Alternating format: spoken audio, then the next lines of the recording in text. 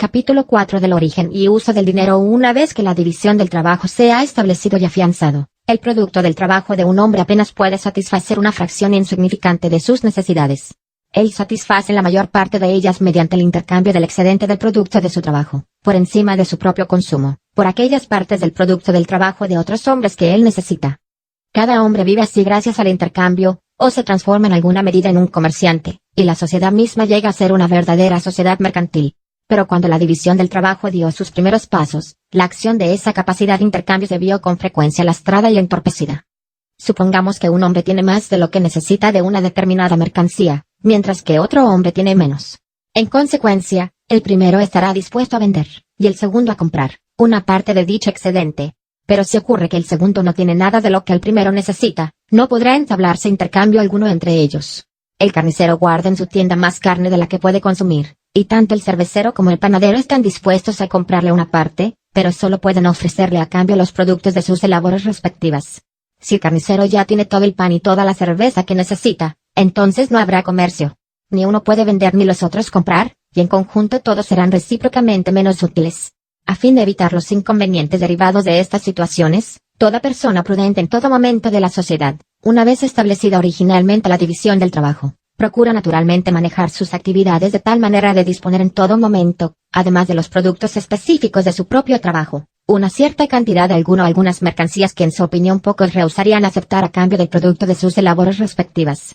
Es probable que numerosas mercancías diferentes se hayan concebido y utilizado sucesivamente a tal fin. Se dice que en las épocas rulas de la sociedad el instrumento común del comercio era el ganado, y aunque debió haber sido extremadamente incómodo, sabemos que en la antigüedad las cosas eran a menudo valoradas según el número de cabezas de ganado que habían sido entregadas a cambio de ellas. Homero refiere que la armadura de Diomedes costó solo 9 bueyes, mientras que la de Glauco costó 100. Se cuenta también que en Abisinia el medio de cambio y comercio más común es la sal. En algunas partes de la costa de la India es una clase de conchas, el bacalao seco en Terranova, el tabaco en Virginia, el azúcar en algunas de nuestras colonias en las Indias Occidentales, y me han dicho que hoy mismo, en un pueblo de Escocia no es extraño que un trabajador lleve clavos en lugar de monedas a la panadería o la taberna. En todos los países, sin embargo, los hombres parecen haber sido impulsados por razones irresistibles a preferir para este objetivo a los metales por encima de cualquier otra mercancía. Los metales pueden ser no solo conservados con menor pérdida que cualquier otra cosa, puesto que casi no hay nada menos perecedero que ellos, sino que además pueden ser, y sin pérdida, divididos en un número indeterminado de partes, unas partes que también pueden fundirse de nuevo en una sola pieza. Ninguna otra mercancía igualmente durable posee esta cualidad, que más que ninguna otra vuelve a los metales particularmente adecuados para ser instrumentos del comercio y la circulación. La persona que deseaba comprar sal, por ejemplo, pero solo poseía ganado para dar a cambio de ella, debía comprar sal por el valor de todo un buey o toda una oveja a la vez. En pocas ocasiones podía comprar menos, porque aquello que iba a dar a cambio en pocas ocasiones podía ser dividido sin pérdida, y si deseaba comprar más, se habrá visto forzado, por las mismas razones, a comprar el doble o el triple de esa cantidad, es decir, el valor de 2 o 3 bueyes, o de 2 o 3 ovejas. Por el contrario, si en lugar de ovejas o bueyes podía dar metales a cambio, con facilidad podía adecuar la cantidad de metal a la cantidad precisa de la mercancía que necesitaba. Para este propósito se han utilizado diferentes metales en las distintas naciones. Entre los antiguos espartanos el medio común de comercio era el hierro, el cobre entre los antiguos romanos, y el oro y la plata entre las naciones mercantiles ricas. Al principio esos metales fueron empleados para esta finalidad en barras toscas, sin sello ni cuño alguno. Plinio, basándose en la autoridad de Timeo, antiguo historiador, nos asegura que hasta la época de Servio Tulio los romanos no acuñaron moneda, sino que empleaban en sus compras unas barras de cobre sin sellar. Estas barras en bruto desempeñaron entonces la función del dinero. El empleo de los metales en ese estado tan bruto adolecía de dos inconvenientes muy notables: primero, el problema de pesarlos, y segundo, el de contrastarlos.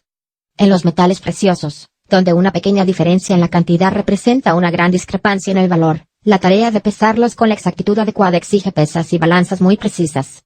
En particular, pesar oro es una operación bastante delicada. En los metales más ordinarios, donde un pequeño error tendría poca importancia, es indudable que se requiere una exactitud menor. Pero de todos modos, si cada vez que un pobre hombre, necesitado de vender o comprar bienes por valor de un cuarto de penique, debiese pesar esta moneda, encontraríamos que este requisito es extraordinariamente molesto.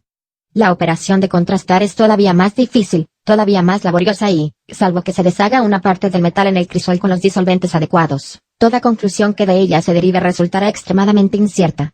Sin embargo, antes de la llegada de la institución de la moneda acuñada, si no pasaban por esta ardua y tediosa operación, las gentes siempre estaban expuestas a los fraudes y estafas más groseros, y a recibir a cambio de sus bienes no una libra de plata pura, o cobre puro, sino de un compuesto adulterado de los materiales más ordinarios y baratos, pero cuya apariencia exterior se asemejaba a dichos metales. Para prevenir tales abusos, facilitar el intercambio y estimular todas las clases de industria y comercio, se ha considerado necesario en todos los países que han progresado de forma apreciable el fijar un sello público sobre cantidades determinadas de esos metales empleados comúnmente en la compra de bienes. Y ese fue el origen de la acuñación de moneda y de las oficinas públicas denominadas secas, instituciones cuya naturaleza es la misma que las del control de calidad y peso de los tejidos de lana y de hilo. Todas ellas se dedican a certificar, mediante un sello público, la cantidad y calidad uniforme de las diferentes mercancías que son traídas al mercado.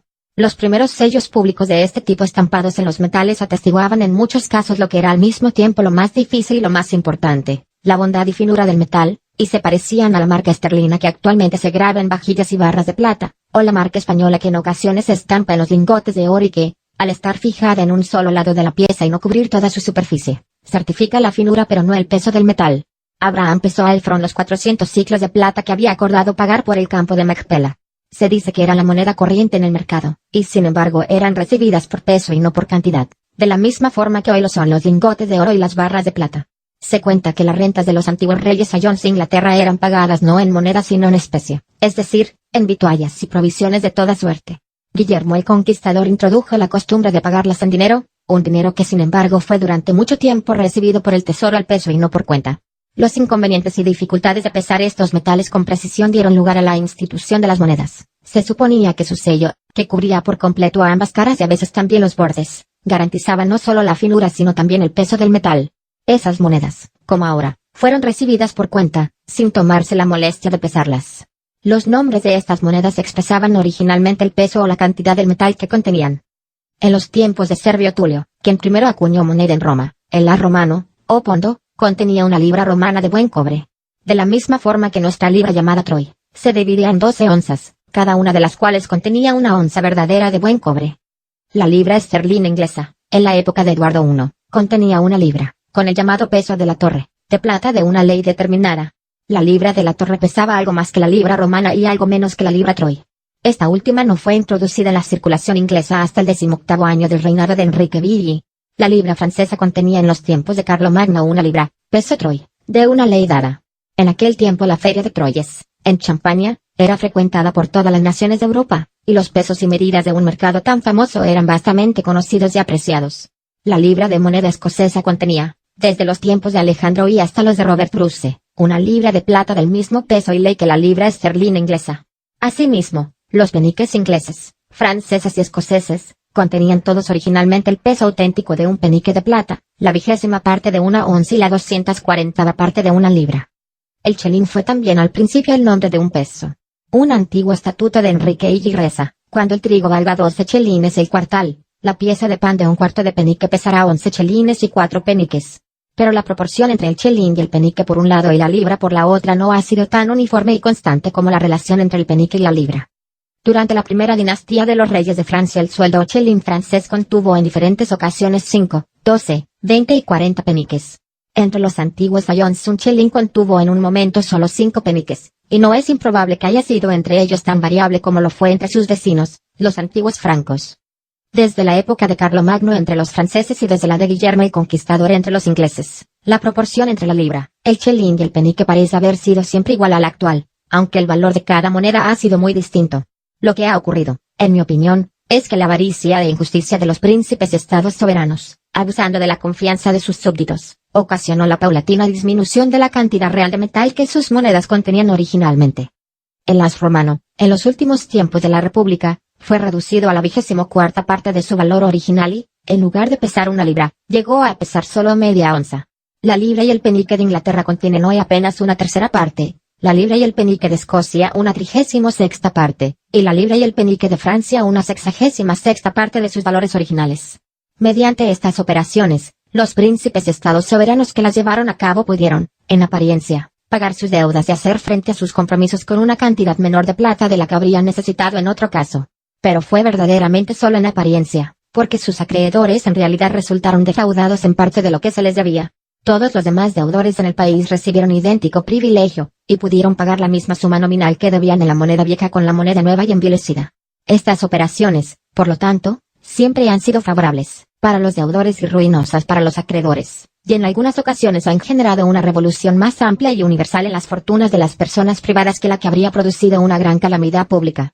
Ha sido de esta manera, entonces, como el dinero se ha convertido en todas las naciones civilizadas en el medio universal del comercio, por intervención del cual los bienes de todo tipo son comprados, vendidos e intercambiados.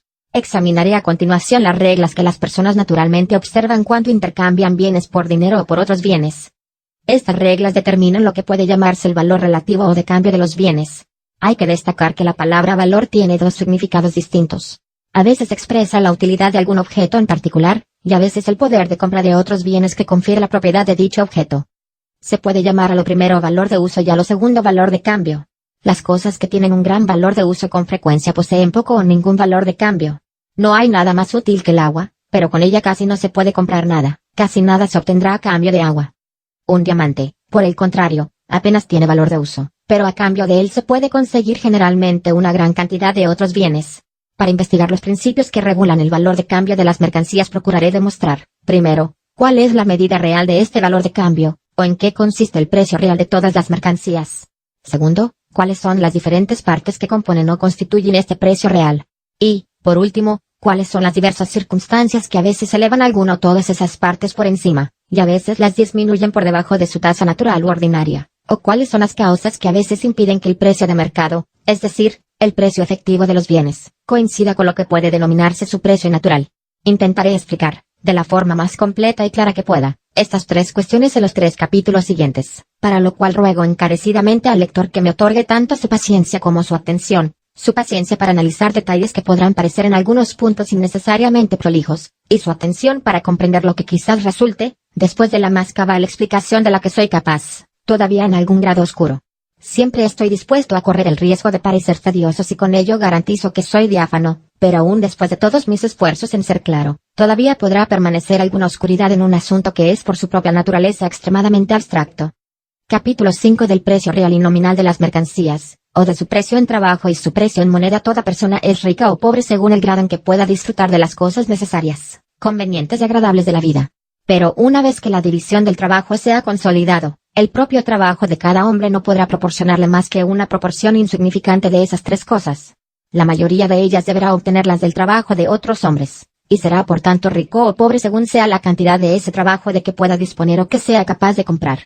Por lo tanto, el valor de cualquier mercancía, para la persona que la posee y que no pretende usarla o consumirla sino intercambiarla por otras, es igual a la cantidad de trabajo que le permita a la persona comprar o ordenar. El trabajo es, así, la medida real del valor de cambio de todas las mercancías. El precio real de todas las cosas, lo que cada cosa cuesta realmente a la persona que desea adquirirla, es el esfuerzo y la fatiga que su adquisición supone. Lo que cada cosa verdaderamente vale para el hombre que la ha adquirido y que pretende desprenderse de ella o cambiarla por otra cosa, es el esfuerzo y la fatiga que se puede ahorrar y que puede imponer sobre otras personas. Aquello que se compra con dinero o con bienes se compra con trabajo, tanto como lo que compramos con el esfuerzo de nuestro propio cuerpo. Ese dinero o esos bienes en realidad nos ahorran este esfuerzo. Ellos contienen el valor de una cierta cantidad de trabajo que intercambiamos por lo que suponemos que alberga el valor de una cantidad igual. El trabajo fue el primer precio, la moneda de compra primitiva que se pagó por todas las cosas. Toda la riqueza del mundo fue comprada al principio no con oro ni con plata sino con trabajo, y su valor para aquellos que la poseen y que desean intercambiarla por algunos productos nuevos es exactamente igual a la cantidad de trabajo que les permite comprar o dirigir. Como afirma Hobbes, riqueza es poder. Pero la persona que consigue o hereda una fortuna, no necesariamente consigue o hereda ningún poder político, sea civil o militar. Puede que su fortuna le proporcione medios para adquirir ambos, pero la mera posesión de esa fortuna no proporciona necesariamente ninguno de ellos. Lo que sí confiere esa fortuna de forma directa e inmediata es poder de compra, un cierto mando sobre el trabajo, o sobre el producto del trabajo que se halla entonces en el mercado. Y la fortuna será mayor o menor precisamente en proporción a la amplitud de ese poder, o a la cantidad del trabajo de otros hombres o, lo que es lo mismo, al producto del trabajo de otros hombres, que permita comprar o controlar. El valor de cambio de cualquier cosa debe ser siempre exactamente igual a la extensión de este poder que confiere a su propietario. Pero aunque el trabajo es la medida real del valor de cambio de todas las mercancías, no es la medida con la cual su valor es habitualmente estimado. Es con frecuencia difícil discernir la proporción entre dos cantidades distintas de trabajo. El tiempo invertido en dos tipos diferentes de labor no siempre bastará por sí solo para determinar esa proporción. Habrá que tener en cuenta también los diversos grados de esfuerzo soportado y destreza desplegada. Puede que haya más trabajo en una hora de dura labor, que en 2 de una tarea sencilla, o en una hora de un oficio cuyo aprendizaje costó 10 años que en un mes de un trabajo común y corriente. Pero no es fácil encontrar una medida precisa ni de la fatiga ni de la destreza.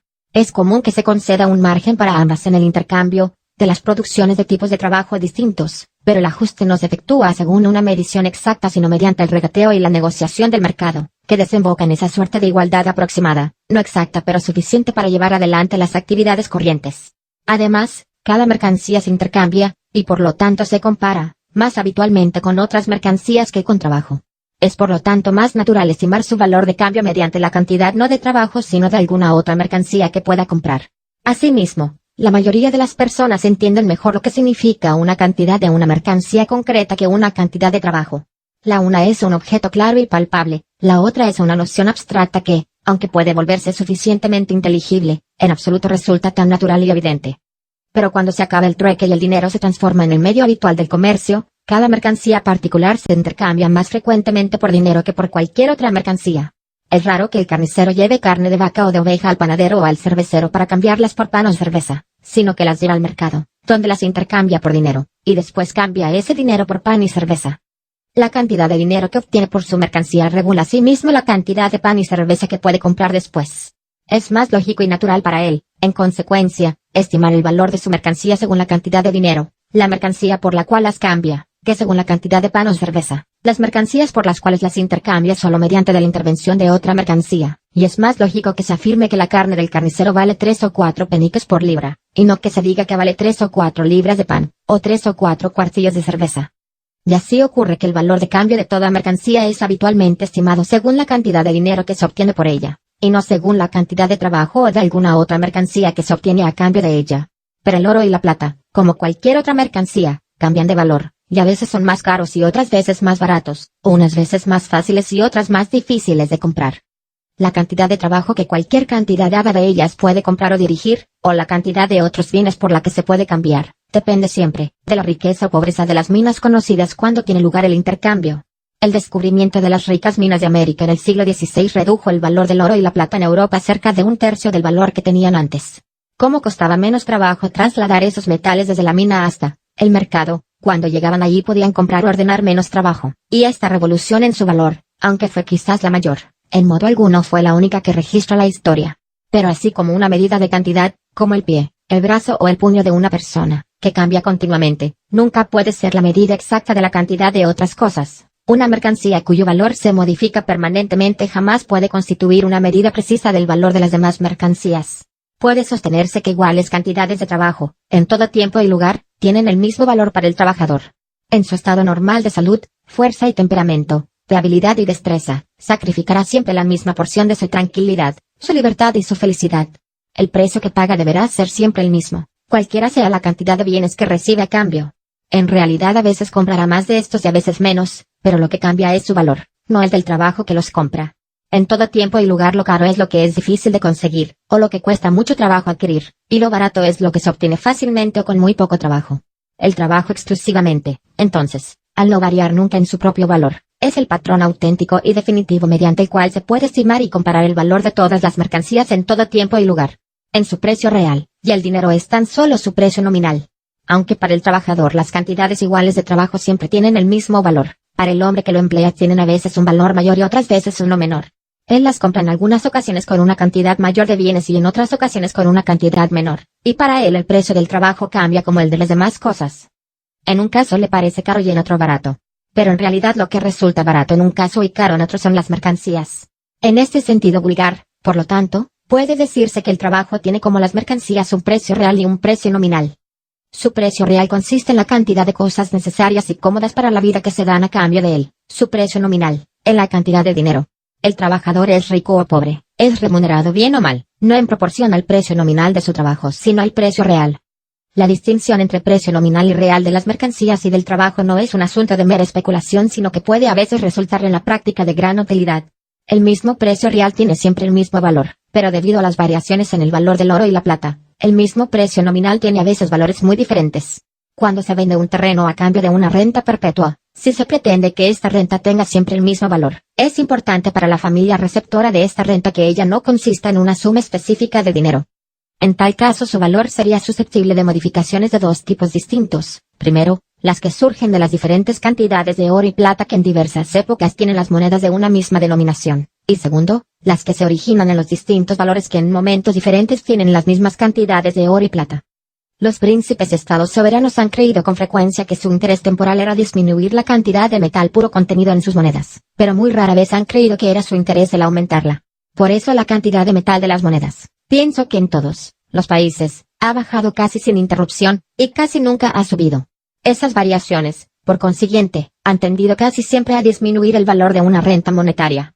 El descubrimiento de las minas de América rebajó el valor del oro y la plata en Europa. Se supone habitualmente, pero a mi juicio sin pruebas definitivas, que esa disminución todavía prosigue y que es probable que continúe durante mucho tiempo. Con este supuesto, entonces, es más verosímil que esas variaciones disminuyan el valor de una renta monetaria y no que la incrementen, incluso aunque fuese estipulado que se pague no en una cantidad dada de moneda acuñada de una denominación determinada, por ejemplo, en tantas libras esterlinas, sino en tantas onzas bien de plata pura o de plata de una cierta ley. Las rentas estipuladas en grano han mantenido su valor mucho más que las establecidas en dinero, aun donde la denominación de la moneda no ha sido alterada. En el año 18 del reinado de Isabel se decretó que un tercio de las rentas pagaderas a los colegios lo serían en grano, bien en especie o de acuerdo con los precios corrientes en el mercado público más cercano.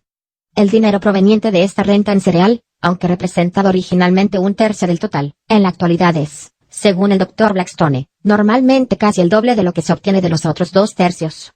De acuerdo con este cómputo, las antiguas rentas monetarias deben haberse reducido a casi la cuarta parte de su valor primitivo, o valen hoy poco más de la cuarta parte del trigo que valían antes. Pero desde el reinado de Felipe y María la denominación de la moneda inglesa ha sufrido poca o ninguna alteración, y el mismo número de libras, chelines y peniques contienen casi la misma cantidad de plata pura. De donde se infiere que esa degradación en el valor de la renta monetaria de los colegios se originó totalmente de la degradación en el valor de la plata. Cuando la depreciación del valor de la plata se combina con el descenso en la cantidad de plata contenida por las monedas de la misma denominación, la pérdida es a menudo todavía mayor. En Escocia, donde la denominación de la moneda ha experimentado aún mayores alteraciones que la de Inglaterra, y en Francia, donde los cambios son incluso más intensos que en Escocia, algunas rentas antiguas, que originalmente eran de un valor considerable, han sido reducidas de esta forma virtualmente a nada.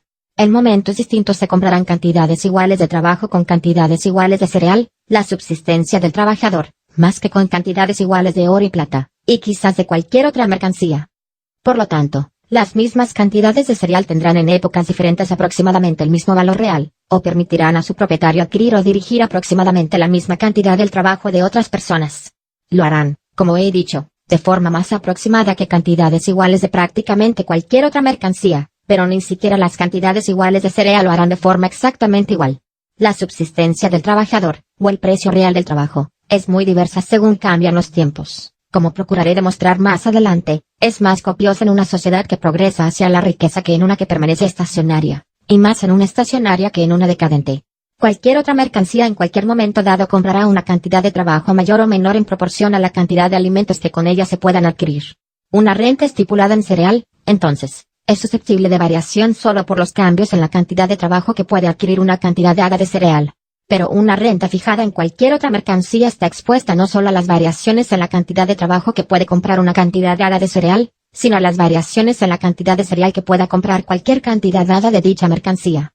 Hay que señalar, no obstante, que aunque el valor real de una renta en cereal varía mucho menos de un siglo a otro que una renta monetaria varía mucho más de un año a otro. El precio en moneda del trabajo, como explicaré más adelante, no fluctúa de un año a otro con el precio monetario del cereal, sino que en todas partes ajusta al precio, no al temporario ni ocasional, sino al promedio habitual de este artículo. El precio medio o corriente del cereal está determinado, como también demostraré después, por el valor de la plata, por la riqueza o esterilidad de las minas que suministran dicho metal al mercado, o por la cantidad de trabajo que debe ser empleado, y en consecuencia la cantidad de cereal que debe ser consumida, para traer una cantidad dada de plata desde la mina hasta el mercado. Pero el valor de la plata, aunque a veces varía considerablemente de un siglo a otro, en raras ocasiones cambia mucho de un año a otro, frecuentemente continúa estable, o casi estable, durante medio siglo o incluso un siglo completo.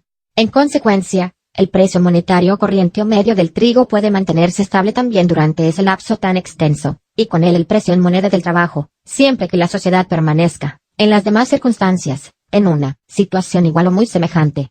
Mientras tanto, el precio temporal y ocasional del cereal puede con asiduidad ser un año el doble de lo que fue el año anterior, u oscilar, por ejemplo, entre 25 y 50 chelines el cuartal. Pero cuando el cereal está a 50 chelines, el valor no solo nominal sino real de una renta en cereal será el doble de cuando está a 25, o podrá ordenar el doble de la cantidad de trabajo o de la mayor parte de las demás mercancías, y durante todas estas fluctuaciones, el precio monetario del trabajo, y con él el de la mayoría de las cosas, permanecerá igual.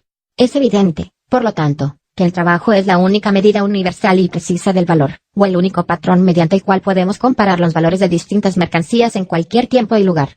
No podemos estimar, por supuesto, el valor real de diversas mercancías de un siglo a otro según las cantidades de plata que se entregan a cambio de ellas. Tampoco podemos estimarlo de un año a otro según las cantidades de cereal. Pero según las cantidades de trabajo podemos estimarlo con la mayor precisión tanto de un siglo a otro como de un año a otro. Entre siglos el cereal es una medida mejor que la plata, porque de un siglo a otro las mismas cantidades de cereal ordenarán la misma cantidad de trabajo más precisamente que cantidades iguales de plata. De un año a otro, por el contrario, la plata es mejor medida que el cereal, porque con iguales cantidades de la misma se dispondrá con mayor exactitud de la misma cantidad de trabajo. Pero aunque es de utilidad el distinguir entre precio real y nominal al establecer rentas perpetuas o arrendamientos muy prolongados, no lo es al comprar y vender, que son las transacciones más comunes y corrientes de la vida humana. En un mismo tiempo y lugar, el precio real y el nominal de todas las mercancías guardan exactamente la misma proporción. Cuanto más o menos dinero se obtenga a cambio de cualquier mercancía en el mercado de Londres, por ejemplo, más o menos trabajo permitirá comprar o dirigir en ese momento y lugar. En consecuencia, el dinero es la medida exacta del valor de cambio real de todas las mercancías en un mismo tiempo y lugar. Pero lo es solo en tales circunstancias. Entre sitios apartados no hay una proporción fija entre el precio real y el nominal de las mercancías, y sin embargo el comerciante que lleva bienes de uno a otro no presta atención más que a su precio en dinero, o a la diferencia entre la cantidad de plata que entrega al comprarlos y la cantidad que espera obtener al venderlos. Media onza de plata en Cantón, China, puede ordenar una cantidad mayor tanto de trabajo como de cosas necesarias y convenientes para la vida que una onza en Londres. Una mercancía, por lo tanto, que se venda por media onza de plata en Cantón puede ser en realidad más cara, de más importancia real para la persona que la posea allí, que una mercancía que se venda por una onza en Londres para su propietario en Londres. Si un comerciante londinense puede comprar en Cantón por media onza de plata una mercancía que puede vender en Londres por una onza, ganaría el 100% con el negocio, como si una onza de plata en Londres valiese exactamente igual que en Cantón. A él no le importa nada que media onza de plata en Cantón le permita ordenar más trabajo y una mayor cantidad de cosas necesarias y convenientes para la vida que una onza en Londres. Pero con una onza en Londres siempre podrá comprar el doble de esas cosas que con media onza, y esto es precisamente lo que quiere. Así, ¿cómo es el precio nominal o precio en moneda de las cosas lo que finalmente determina la prudencia o imprudencia de todas las compras y las ventas, y por ello regula casi todos los negocios de la vida cotidiana que tienen que ver con el precio? No debe sorprendernos si ha sido objeto de mucho más atención que el precio real. En una obra como esta, sin embargo, a veces puede ser conveniente comparar los diferentes valores reales de una mercancía concreta en momentos y lugares distintos, o los varios grados de poder sobre el trabajo de otras personas que es capaz de otorgar a sus propietarios en ocasiones diferentes. Debemos en tal caso comparar no las diversas cantidades de plata a cambio de las cuales fue vendida, sino las diferentes cantidades de trabajo que dichas cantidades diversas de plata podrían haber adquirido. Los precios corrientes del trabajo en tiempos y lugares lejanos, empero, casi nunca pueden ser conocidos con exactitud. Los del cereal, aunque solo han sido registrados en unos pocos lugares de forma regular, son en general mejor conocidos y han sido más frecuentemente estudiados por los historiadores y otros autores. Deberemos generalmente, entonces, contentarnos con ellos, no porque siempre estén en exactamente la misma proporción que los precios corrientes del trabajo, sino porque son la aproximación más cercana que podemos tener a esa proporción. Tendré oportunidad más adelante de formular bastantes comparaciones de esta índole. Con el progreso de la industria, las naciones comerciales han creído conveniente el acuñar varios metales en forma de moneda, el oro para los pagos más grandes, la plata para los moderados, y el cobre o algunos metales ordinarios para los pagos más pequeños. Pero siempre han considerado solo a uno de estos metales como una mejor medida del valor que los otros dos, y la preferencia se ha inclinado generalmente por el metal que utilizaron primero como instrumento del comercio. Comenzaron a emplearlo como patrón cuando no tenían otra moneda, y por regla general continuaron después aun cuando la necesidad no fuera ya la misma. Se dice que los romanos no tenían más que moneda de cobre hasta 5 años antes de la Primera Guerra Púnica, cuando acuñaron plata por primera vez. y así el cobre continuó siempre siendo la medida del valor en esa república. Todas las cuentas en Roma y los valores de todas las propiedades se calculaban en haces y sestercios. El as fue siempre el nombre de una moneda de cobre. La palabra sestercio significa 2 haces y medio.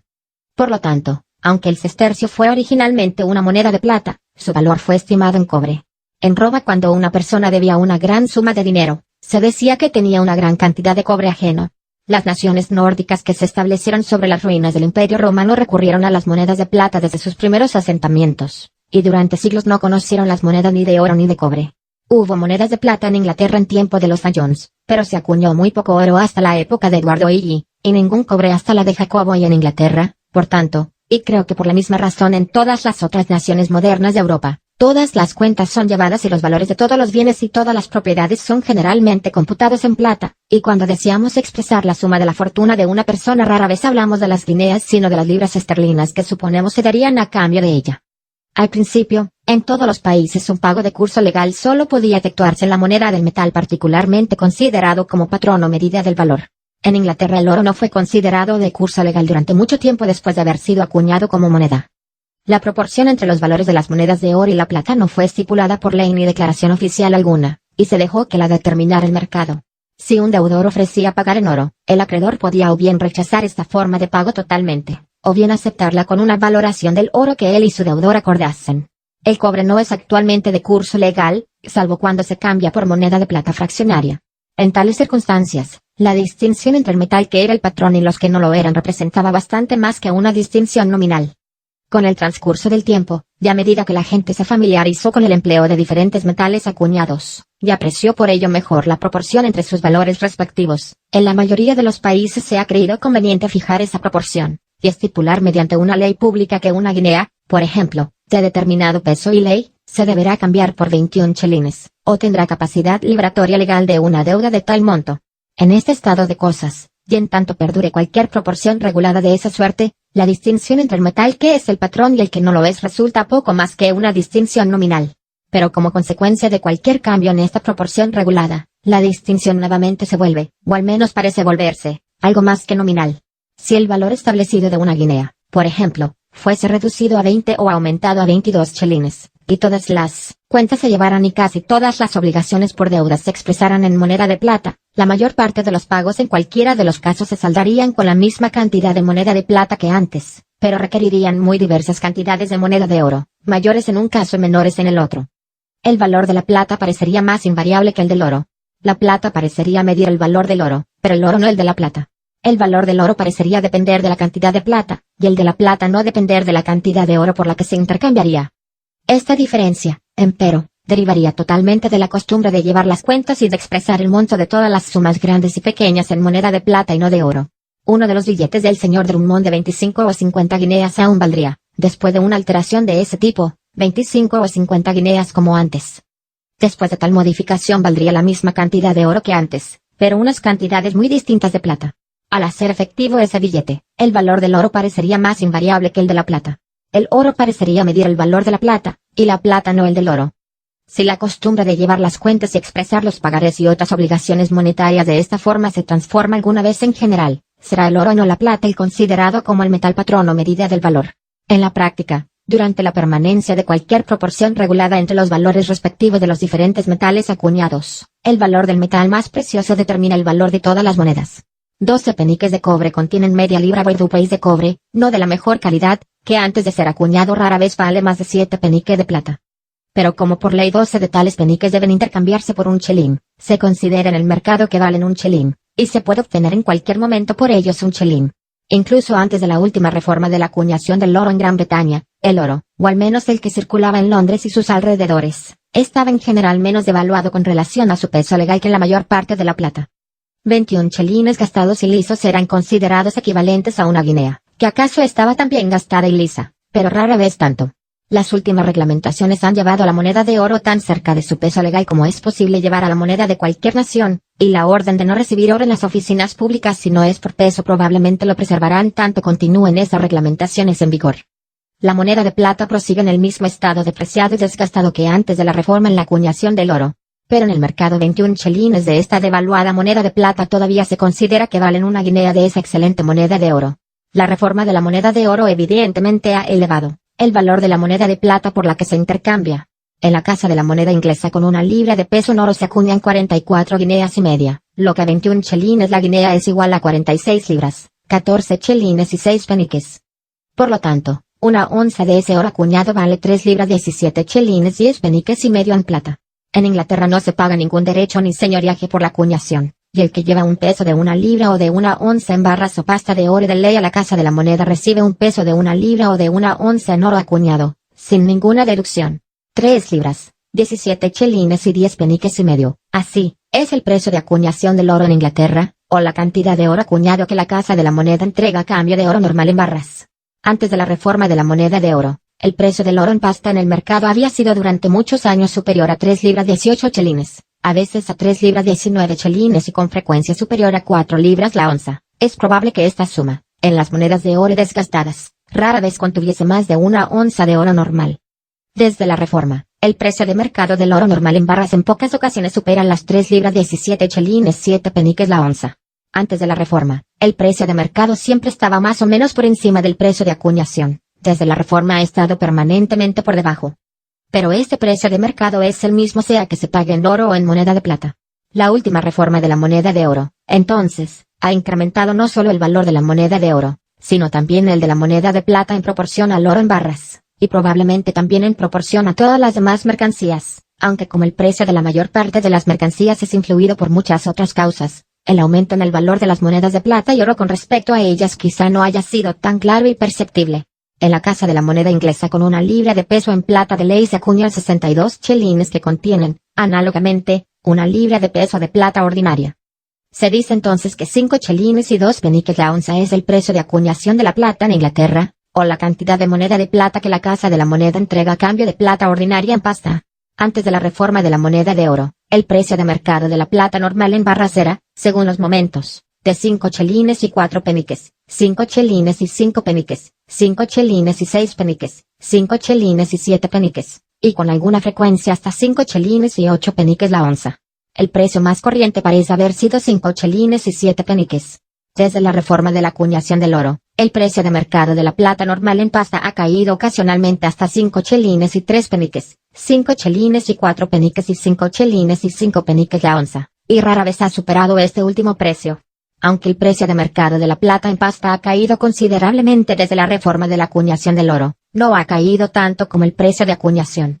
En la proporción entre los diferentes metales acuñados en Inglaterra, así como el cobre es apreciado muy por encima de su valor real, la plata es apreciada algo por debajo del mismo. En el mercado europeo, en las monedas francesas y holandesas, una onza de oro de ley se cambia por unas 14 onzas de plata de ley. En moneda inglesa, se cambia por unas 15 onzas, es decir, por más plata de la que vale según las estimaciones más comunes en Europa. Pero así como el precio del cobre en barras no aumenta, ni siquiera en Inglaterra, por el elevado precio del cobre en la moneda inglesa, el precio de la plata en pasta no se reduce por la baja estimación de la plata en la moneda inglesa. La plata en pasta aún conserva su adecuada proporción con el oro, y por la misma razón que los lingotes de cobre la mantienen con la plata.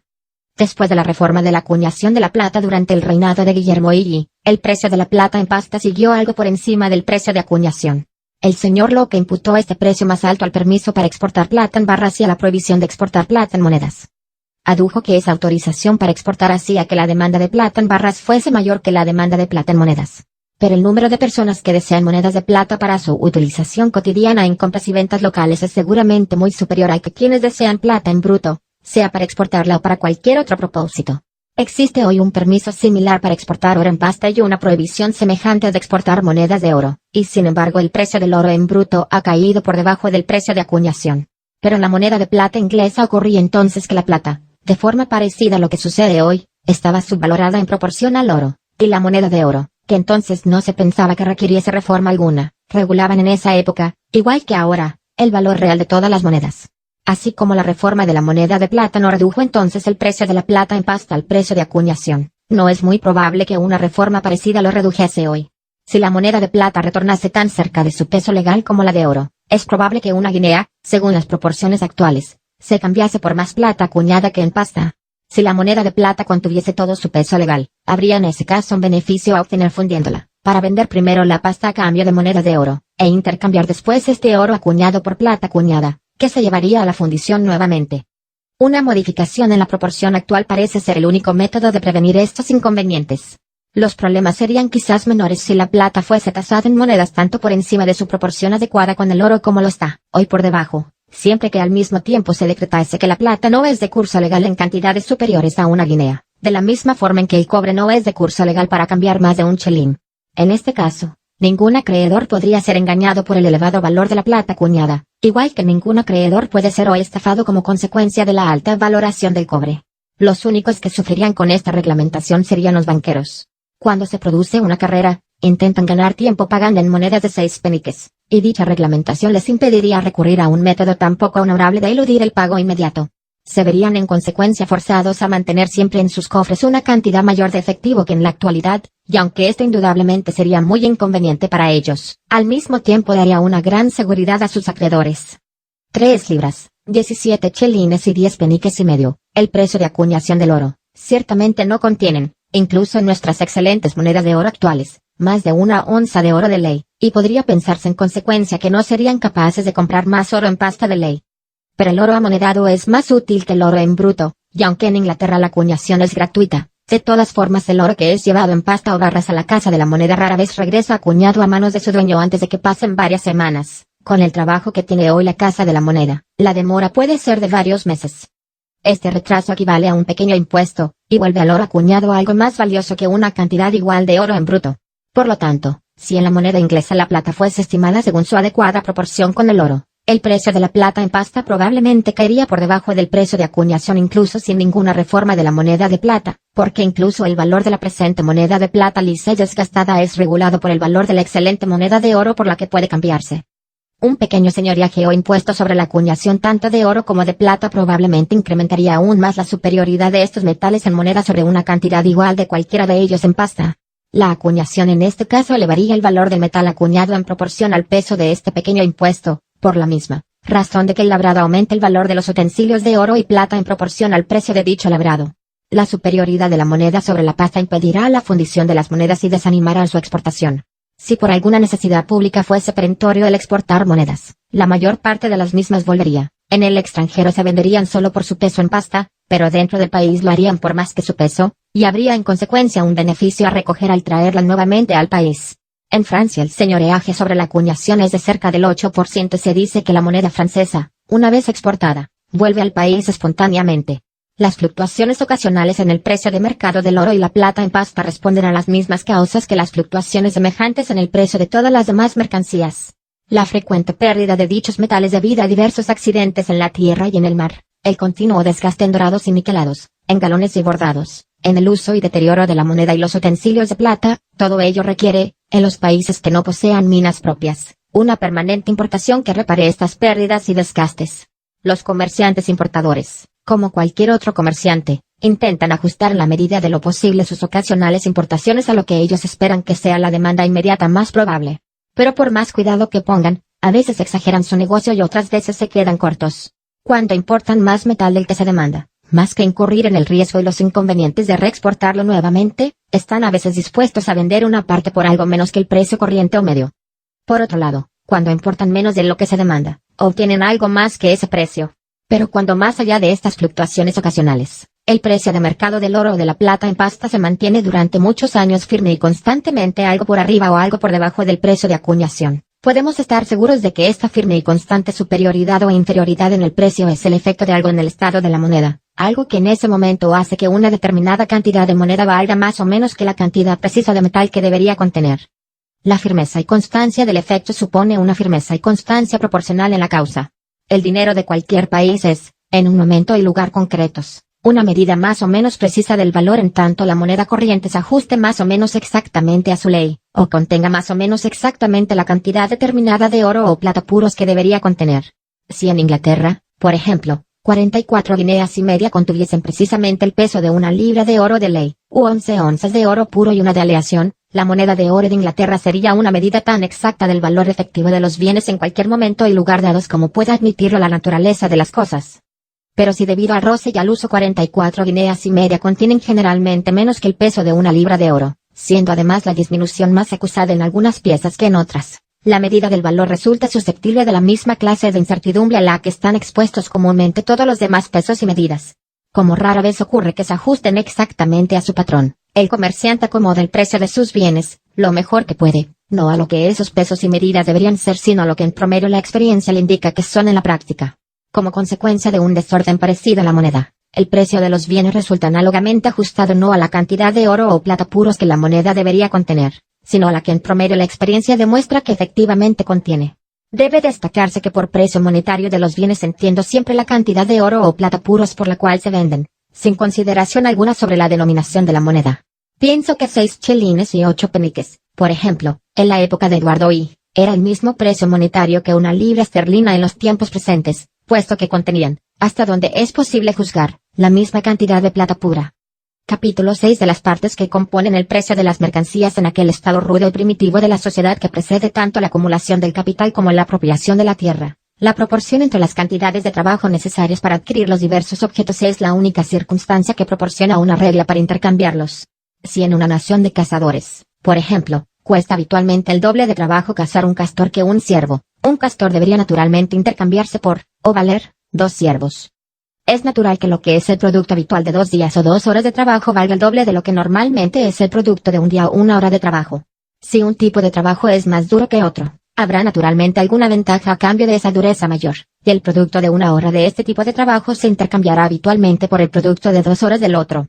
Si una clase de trabajo requiere un extraordinario grado de destreza e ingenio, el aprecio que los hombres tengan por tales talentos naturalmente dará valor a su producción, un valor superior al que se derivaría solo del tiempo empleado en la misma. Esos talentos casi nunca pueden ser adquiridos sin una larga dedicación, y el mayor valor de su producción con frecuencia no es más que una compensación razonable por el tiempo y trabajo invertidos en conseguirlos. En estado avanzado de la sociedad, estas compensaciones por esfuerzo y destreza se hallan comúnmente incorporadas en los salarios del trabajo, y algo similar tuvo probablemente lugar en su estado más primitivo y rudo. En ese estado de cosas todo el producto del trabajo pertenece al trabajador, y la cantidad de trabajo usualmente empleada en conseguir o producir cualquier mercancía es la única circunstancia que regula la cantidad de trabajo que con ella debería normalmente poderse comprar o dirigir o intercambiar. Tan pronto como el capital se haya acumulado en las manos de personas concretas, algunas de ellas naturalmente lo emplearán en poner a trabajar a gentes laboriosas, a quienes suministrarán con materiales y medios de subsistencia, para obtener un beneficio al vender su trabajo o lo que su trabajo incorpore al valor de los materiales. Al intercambiar la manufactura completa, sea por dinero, trabajo, u otros bienes, en una cantidad superior a lo que costaron los materiales y los salarios de los trabajadores, algo debe quedar como beneficio del empresario que arriesga en esta aventura su capital. El valor que los trabajadores añaden a los materiales, entonces, se divide en este caso en 2 partes, una que paga los salarios y la otra que paga el beneficio del empleador sobre todos los materiales y salarios que adelantó. No habría tenido interés en emplearlos si no esperase de la venta de su trabajo algo más de lo suficiente para reemplazar su capital, y no estará interesado en emplear un capital mayor, antes que uno menor, a no ser que sus beneficios guarden alguna proporción con la cuantía de su capital. ¿Podría acaso pensarse que los beneficios del capital son solo un nombre distinto para los salarios de un tipo de trabajo particular, el trabajo de inspección y dirección? Son, sin embargo, totalmente diferentes. Los principios que lo regulan son muy distintos, y no guardan proporción alguna con la cantidad, la dureza o el ingenio de esa supuesta labor de inspección y dirección. Están regulados completamente por el valor del capital invertido y son mayores o menores en proporción a la cuantía de este capital. Supongamos, por ejemplo, que en un lugar determinado, donde el beneficio anual corriente del capital industrial sea el 10%, hay 2 industrias diferentes, cada una de las cuales emplea 20 trabajadores a una tasa anual de 15 libras, o a un coste de 300 libras por año en cada industria. Supongamos también que las materias primas consumidas anualmente en una cuestan solo 700 libras, mientras que en la otra son materias muy finas y cuestan 7000. El capital anualmente invertido en una será en este caso solo 1000 libras, mientras que el invertido en la otra será de 7300 libras. A una tasa del 10%, entonces, el empresario de la una esperará un beneficio anual de apenas unas 100 libras, mientras que el empresario de la otra esperará uno de 730 libras. Pero aunque sus beneficios son tan divergentes, su trabajo de inspección y dirección puede ser completa o casi completamente el mismo. En muchos talleres grandes, casi la totalidad de este tipo de labor es realizada por un empleado de alta categoría. Su remuneración refleja adecuadamente el valor de este trabajo de inspección y dirección. Aunque cuando se establece su salario se toma en consideración normalmente no solo su trabajo y destreza sino la confianza que se deposita en él, nunca guarda ninguna proporción regular con el capital cuya administración supervisa, y el propietario de este capital, Aunque resulta de esta forma liberado de casi todo trabajo, aún espera que sus beneficios mantengan una proporción regular con respecto a su capital. En el precio de las mercancías, por lo tanto, los beneficios del capital constituyen una parte componente totalmente distinta de los salarios del trabajo, y regulada por principios muy diferentes. En este estado de cosas, el producto del trabajo no siempre pertenece por completo al trabajador. En muchos casos deberá compartirlo con el propietario del capital que le emplea. Y tampoco es la cantidad de trabajo normalmente empleada en adquirir o producir una mercancía la única circunstancia que determina la cantidad que con ella se puede comprar, dirigir o intercambiar. Es evidente que una cantidad adicional debe destinarse a los beneficios del capital que adelantó los salarios y proveyó de materiales a dicho trabajo. Tan pronto como la tierra de cualquier país se ha vuelto completamente propiedad privada, los terratenientes, como todos los demás hombres, gustan de cosechar donde nunca han sembrado, y demandan una renta incluso por su producción natural. La madera del bosque, la hierba del campo, y todos los frutos naturales de la tierra, que cuando esta era común costaban al trabajador solo la molestia de recogerlos, pasan a tener, incluso para él, un precio adicional. Deberá pagar por el permiso para recogerlos, y deberá entregar al terrateniente una parte de lo que su trabajo recoge o produce. Esta parte o, lo que es lo mismo, el precio de esta parte, constituye la renta de la tierra, y es el tercer componente del precio de la mayor parte de las mercancías. Debe destacarse que el valor real de todos los varios componentes del precio viene medido por la cantidad de trabajo que cada uno de ellos puede comprar o ordenar. El trabajo mide el valor no solo de aquella parte del precio que se resuelve en trabajo, sino de la que se resuelve en renta y la que se resuelve en beneficio. En todas las sociedades el precio de toda mercancía se resuelve en última instancia en alguna u otra de esas partes o en todas, y en toda sociedad avanzada, las tres entran más o menos como partes componentes en el precio de la gran mayoría de las mercancías. En el precio del cereal, por ejemplo, una parte paga la renta del terrateniente, otra los salarios o la manutención de los trabajadores y el ganado empleados en su producción, y una tercera paga los beneficios del agricultor. Estas tres partes, bien de forma inmediata, bien en última instancia, forman el precio total del grano. Se podría pensar que es necesaria una cuarta parte, para reemplazar el capital del agricultor, o para compensar el desgaste y deterioro de su ganado y otros instrumentos de su labor. Pero debe considerarse que el precio de cualquiera de esos instrumentos, como por ejemplo un caballo, está a su vez compuesto de las mismas tres partes: la renta de la tierra sobre la que crece, el trabajo de criarlo y cuidarlo, y los beneficios del agricultor que adelanta tanto la renta de esa tierra como los salarios de ese trabajo. Aunque el precio del grano, entonces, puede pagar tanto el precio como el mantenimiento del caballo, el precio total sigue resolviéndose bien inmediatamente bien finalmente en las mismas tres partes: renta, trabajo, beneficio. En el precio del harina o del grano molido debemos añadir al precio del cereal los beneficios del molinero y los salarios de sus sirvientes. En el precio del pan, los beneficios del panadero y los salarios de sus sirvientes. Y en el precio de ambos el trabajo de transportar el grano desde la casa del agricultor hasta la del molinero, y desde la del molinero hasta la del panadero, junto con los beneficios de aquellos que adelantaron los salarios de ese trabajo. El precio del lino se divide en las mismas tres partes que el del grano. En el precio del lienzo debemos añadir a dicho precio los salarios del cardador, el hilandero, el tejedor, el tintorero, etc., junto con los beneficios de sus respectivos empleadores. En la medida en que una mercancía concreta llega a ser más y más elaborada, la parte del precio que se resuelve en salarios y beneficios resulta ser una proporción mayor que la que se resuelve en renta. En el progreso de la industria no solo aumenta la cantidad del beneficio, sino que cada beneficio ulterior es mayor que el anterior, porque el capital del que se deriva siempre debe ser mayor. El capital que emplea a los tejedores, por ejemplo, debe ser mayor que el que emplea a los hilanderos, porque no solo reemplaza este capital con sus beneficios, sino que paga además los salarios de los tejedores, y los beneficios siempre deben guardar una cierta proporción con el capital. En la mayoría de las sociedades avanzadas, empero, hay siempre un puñado de mercancías cuyo precio se resuelve solo en dos partes: los salarios del trabajo y los beneficios del capital, y un número todavía más pequeño en donde consiste solo en salarios. En el precio del pescado de mar, por ejemplo, una parte paga el trabajo de los pescadores y la otra los beneficios del capital empleado en la pesca. Es raro que la renta forme parte del mismo, aunque a veces lo hace, como explicaré más adelante. En la pesca de río, al menos en buena parte de Europa, ocurre algo diferente. Una pesquería de salmón paga una renta, y aunque no puede llamarse renta de la tierra, forma parte del precio de un salmón tanto como los salarios y los beneficios. En algunas partes de Escocia grupos de gentes pobres se ganan la vida recogiendo, a lo largo de la orilla del mar, unas piedras multicolores conocidas vulgarmente como guijarros escoceses. El precio que por ellas les paga el tallista responde totalmente a los salarios de su trabajo. Ni la renta ni el beneficio forman parte de él. Pero el precio total de cualquier mercancía debe de todas maneras resolverse finalmente en alguna u otra de esas tres partes, o en todas, Cualquier parte remanente después de pagar la renta de la tierra y el precio de todo el trabajo empleado en conseguirla, fabricarla y llevarla al mercado, debe necesariamente ser el beneficio de alguien. Como el precio o el valor de cambio de cualquier mercancía particular, tomada por separado, se divide en una u otra de esas tres partes, o en todas. Así ocurre que el precio de todas las mercancías que componen el producto anual de cualquier país, tomadas en conjunto, debe resolverse en las mismas tres partes, y distribuirse entre los diferentes habitantes del país en la forma de salarios de su trabajo, beneficios de su capital o renta de su tierra. La totalidad de lo que es anualmente recogido o producido por el trabajo de cualquier sociedad, o lo que es lo mismo, el precio de esa totalidad, se distribuye así originalmente entre sus diversos miembros. Los salarios, los beneficios y la renta son las tres fuentes originales del ingreso tanto como lo son de todo el valor de cambio. Todo otro ingreso se deriva en última instancia de alguno de ellos. Quien derive su ingreso de un fondo de su propiedad, debe obtenerlo de su trabajo, o de su capital o de su renta. El ingreso derivado del trabajo se llama salario. El derivado del capital, por la persona que lo dirige o emplea, se llama beneficio. El derivado del capital no por la persona que lo emplea ella misma sino que lo presta a otro, se llama interés o uso del dinero. Es la compensación que el prestamista paga al prestatario por el beneficio que tiene la oportunidad de conseguir mediante el uso del dinero. Una parte de ese beneficio pertenece naturalmente al prestatario, que corre con el riesgo y las molestias de emplearlo, y otra parte al prestamista, que le da la oportunidad de conseguir ese beneficio.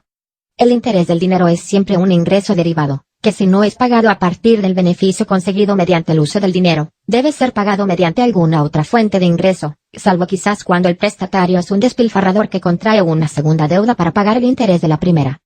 El ingreso que procede completamente de la tierra se llama renta y pertenece al terrateniente. El ingreso del agricultor se deriva en parte de su trabajo y en parte de su capital. Para él la tierra es solo el instrumento que le permite ganar los salarios de este trabajo y conseguir los beneficios de ese capital.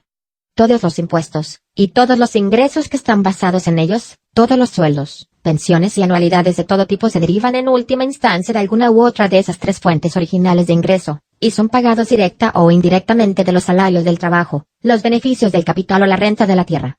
Cuando estas tres distintas fuentes de ingreso pertenecen a personas distintas son claramente distinguibles, pero cuando pertenecen a una misma persona resultan a veces confundidas unas con otras, al menos en el lenguaje corriente. Un caballero que cultiva una parte de su propiedad, después de pagar los gastos del cultivo, deberá ganar tanto la renta del terrateniente como el beneficio del agricultor. Sin embargo, tenderá a llamar beneficio a todo lo que gana, confundiendo así la renta con el beneficio, al menos en el hablar cotidiano. Es la situación de la mayor parte de nuestros cultivadores en América del Norte y las Indias Occidentales. La mayoría cultiva sus propiedades, y por eso rara vez oímos hablar de la renta de sus plantaciones, y frecuentemente de sus beneficios. Los agricultores en contadas ocasiones contratan a un supervisor para que dirija las operaciones de la granja. En general trabajan mucho ellos mismos con sus propias manos como labradores, rastrilladores, etc. Lo que resta de la cosecha después de pagar la renta, en consecuencia, debería no solo reemplazarles el capital invertido en el cultivo, junto con los beneficios corrientes, sino también pagarles su salario, como trabajadores y como supervisores. Todo lo que resta después de pagar la renta y mantener el capital se llama beneficio, pero es evidente que los salarios forman parte de él. El agricultor, al ahorrarse el pago de estos salarios, debe evidentemente ganarlos él. Así, en este caso los salarios resultan confundidos con los beneficios. Un industrial independiente, que cuenta con un capital suficiente para comprar materiales y para mantenerse hasta que pueda llevar su producción al mercado, deberá ganar tanto el salario del jornalero que trabaja para un patrón como el beneficio que ese patrón obtiene de la venta del trabajo del jornalero. Su ganancia total, sin embargo, recibe habitualmente el nombre de beneficio y también en este caso, entonces, el salario aparece confundido con el beneficio. Un jardinero que cultiva una huerta con sus propias manos, unifica en sí mismo las personalidades diferentes del terrateniente, el agricultor y el trabajador. Su producto, en consecuencia, deberá pagarle la renta del primero, el beneficio del segundo y el salario del tercero. Pero comúnmente se considera el conjunto como los ingresos de su trabajo. En este caso tanto la renta como el beneficio se confunden con el salario. Así como en un país civilizado hay muy pocas mercancías cuyo valor de cambio emerja solo del trabajo, porque la renta y el beneficio representan una parte importante de la mayoría de ellas, el producto anual de su trabajo será siempre suficiente para comprar o dirigir una cantidad de trabajo mucho mayor que la empleada en conseguir, preparar y llevar ese producto al mercado. Si la sociedad emplease cada año todo el trabajo que podría comprar anualmente, como la cantidad de trabajo se incrementaría considerablemente cada año, así el producto de cada año sucesivo sería de un valor vastamente superior al del anterior. Pero no hay país en donde todo el producto anual sea empleado en mantener a las personas laboriosas. Los ociosos consumen en todas partes una porción muy grande de él, y según sean las diferentes proporciones en las que se divide anualmente entre esos dos grupos de personas, así su valor corriente o medio deberá aumentar, o disminuir o permanecer constante de un año a otro. Capítulo